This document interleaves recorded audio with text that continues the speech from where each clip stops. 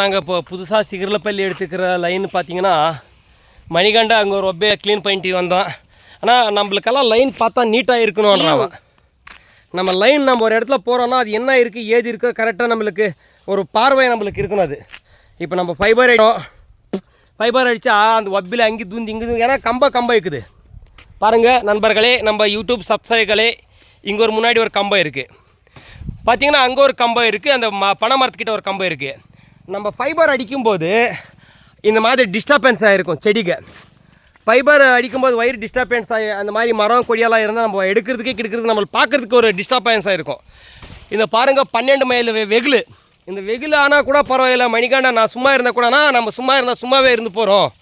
பாருங்கள், இது நம்ம இந்த மாதிரி அது ஊமக்கொடி இருக்குது, அது ஏன்னா ஒரு இதாக இருக்கும். பாருங்கள், நம்ம ஆப்ரேட்டரு ஜனங்க பார்க்கட்டும், டிவி பார்க்கட்டும், எவ்வளோ கஷ்டப்பட்டு தடையில்லாமல் ஒரு ஒளிபரப்பை கொடுக்கணுன்ட்டு இந்த வெகுலில் கூட எவ்வளோ கடின உழைப்பு வலிச்சிட்டு இருக்கான்னு பார்க்கலாம் நீங்கள். ஏன்னா எனக்கு பார்த்தீங்கன்னா என்னடா இவன் எப்போவுமே வீடியோ எடுக்கிறான்னு நினைக்காதீங்க. என்னோடய யூடியூப் சேனல் பார்க்குற ஒரு கேபிள் டிவி ஆப்ரேட்டர்களாகட்டும், வாடிக்கையாளராகட்டும், நான் மணிகண்டா இந்த மாதிரி வீடியோ எடுக்கிறதெல்லாம் அவனுக்கு பிடிக்காது. இவ்வளோ நேரம் நான் அங்கெல்லாம் ஒப்பை வெட்டிட்டு வந்தேன். ஆனால் அவனுக்கு வீடியோ எடுக்கிறது அவனுக்கு பிடிக்கிறதுல எனக்கு எல்லாமே வீடியோ எடுக்கும் பிடிக்கும் எனக்கு.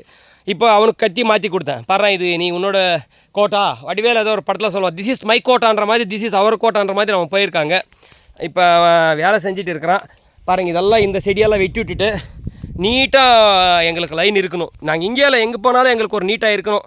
அது எங்களுக்கு ஒரு துளியும் நாங்கள் அந்த துளிக்கு நாங்கள் ஒரு இடத்துல சாப்பிட்றோமோ ஒரு 100 ரூபா சாப்பிட்றோமோன்னா அதுக்கு ஒரு வேர்வை சிந்திருப்போம், எவ்வளோ சிந்திருப்போம்.